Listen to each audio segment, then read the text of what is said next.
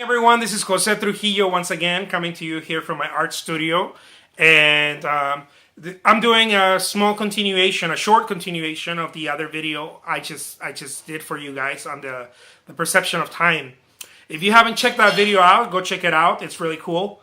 I talk about how the idea, it's time is a perception. It's an idea. It's a man-made idea. Anyways, go check it out. It's just an idea that we came up with, and that's how we measure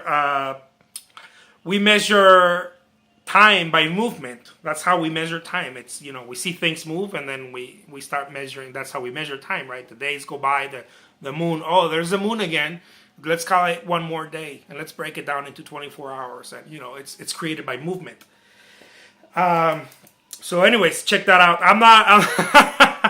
I'm not a philosopher by any means. I'm just sharing my journey as an artist and sharing my thoughts and my inspirations and things that have helped me deal with certain things, and they might help you. I don't know.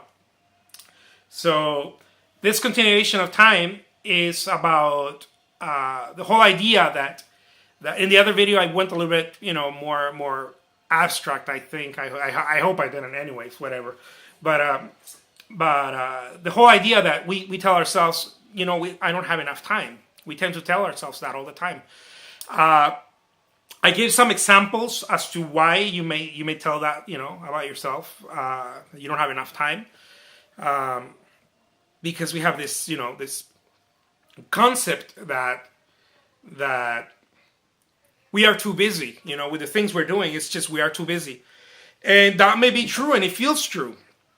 It feels so damn true. You're stuck on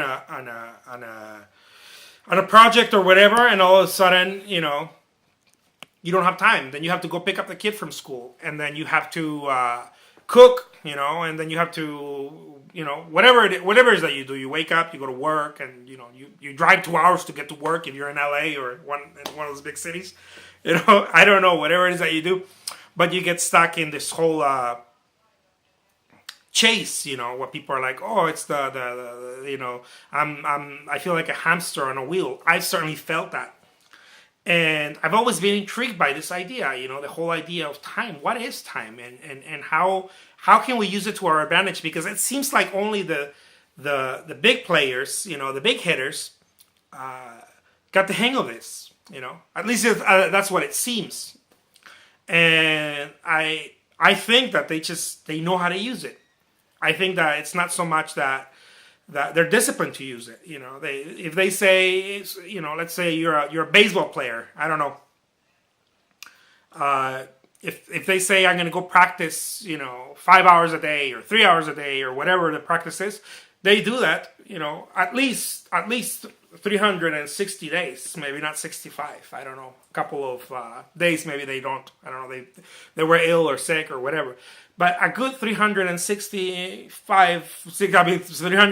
days, they do it religiously, and not only do they practice those 4 or 5 hours a day, but they work on making those 4 or 5 hours, really compact them. Really, that's what higher practice does. You go to a better coach, and then you learn how to crunch it even more. How to make that, how to tighten it. That's why we use the word tight. Oh, that's very tight. That's well made. It's compressed. Why? Because there was a lot of focus created with it in it. Anyways, I don't want to lose you with my other thoughts on things, but here's where I wanted to get into. That's why I wanted to keep it short, but I tend to not utilize time correctly sometimes. But anyways, if you tell yourself you don't have enough time, I believe you're doing something. You may be doing something that I've certainly struggled with. You're either have a lot of downtime. You either have a lot of downtime, which is the first one. And downtime doesn't mean that you have these long gaps. You may not have these long gaps. You may have short gaps. but sprinkled all throughout the day. You have a lot of coffee breaks. Maybe you have a lot of smoking breaks. Maybe you have a lot of I don't know. You run errands and you don't even know why. You just there's no toilet paper. I'm gonna go get the toilet paper. And that kills 40 minutes, 45 minutes. I don't know. And you have 2 or 3 of those a day, plus whatever other time killers you do. Whether I don't know if you play video games or you smoke or each smoking break. I don't know. It's like 5 minutes, 7 minutes. I don't know. So if that's the first one, okay, I'm not judging anyone. I'm just trying to tell you that what I've gone through, what I believe that the whole idea of I don't have enough time comes from. That's the first one. You have a lot of downtime and it's sprinkled throughout your day.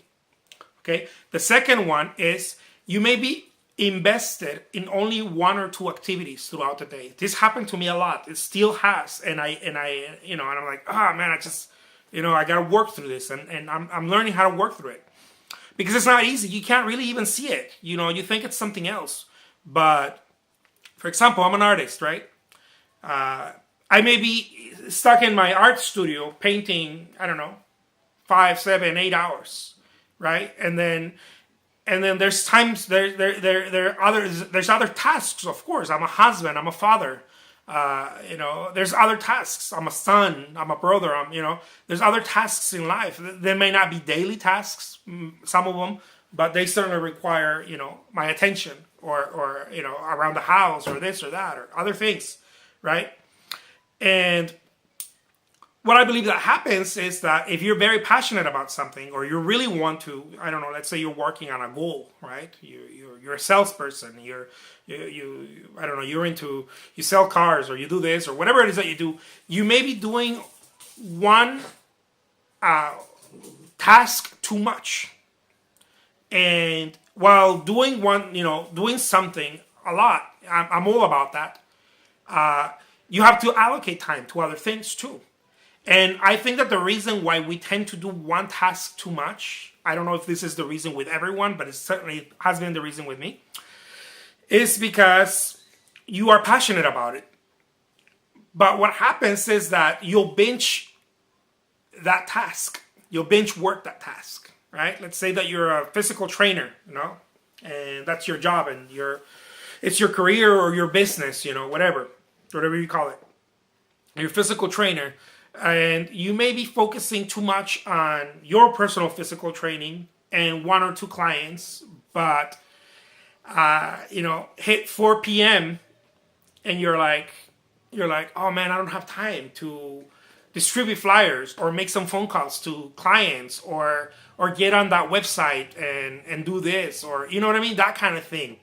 So you're on this perpetual thing that you feel like you can't do the other things, or I don't have time for myself, or I don't have time for, my wife or my husband or whatever. I believe that comes from using,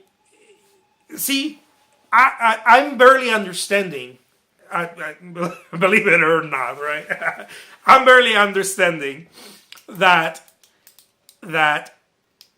in order to be successful at something, you got to do multiple tasks. You can't just do one thing, multiple actions. You can't just do one action. It can't just be one action all day. Or it can't just be one project and then binge on that project. You want something to really, you want the devil to come and visit you, go and get into a project and binge on it and see what happens.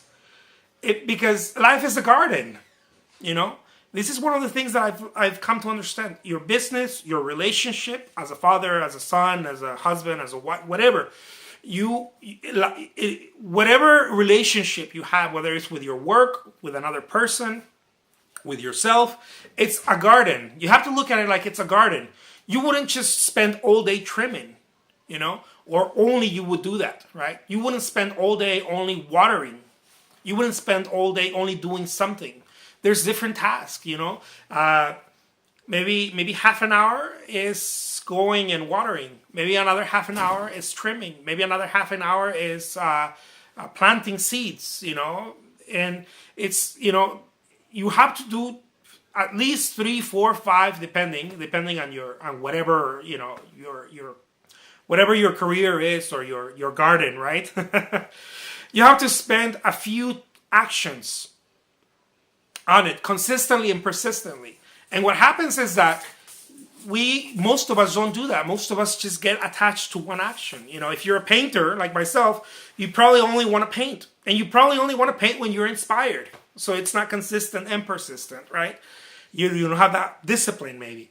If you so then you're missing out on maybe going and talking to galleries, or you're missing out on phone time, with prospects. I don't know, people that are like, you pass them your card, and then they call you and they say, do you do pet portraits, and you never follow back, right? Because you spent all your time, I don't know, painting, and you don't leave enough time for other things. So it comes down to discipline, really. I mean, that was the video prior to the prior one, to the one before this one that I did. It comes down to discipline. I mean, and that's why I'm very intrigued by this whole idea of time, because time, really, you can only see the fruit of time if you discipline yourself. If you don't discipline yourself, time is like this thing that you don't even have. It's very ethereal, It's where is it? Where? Because it's measured by movement. So if you discipline yourself to certain actions, movement, on a daily basis, or whatever days you assign and whatever times you assign, it doesn't have to be daily. I don't know. I think that if it's important, it has to be done every day. But when you shower, you eat, it's every day, so it has to be done every day. The most important things in life, anyways. But maybe you allot time to other or tasks. You jump them. Maybe it's a Thursday and a Tuesday, or Monday and Wednesday. Whatever it is, it comes down to discipline. That's what it comes down to. And unless you learn how to discipline yourself, you will not understand time. Time is just going to fly by.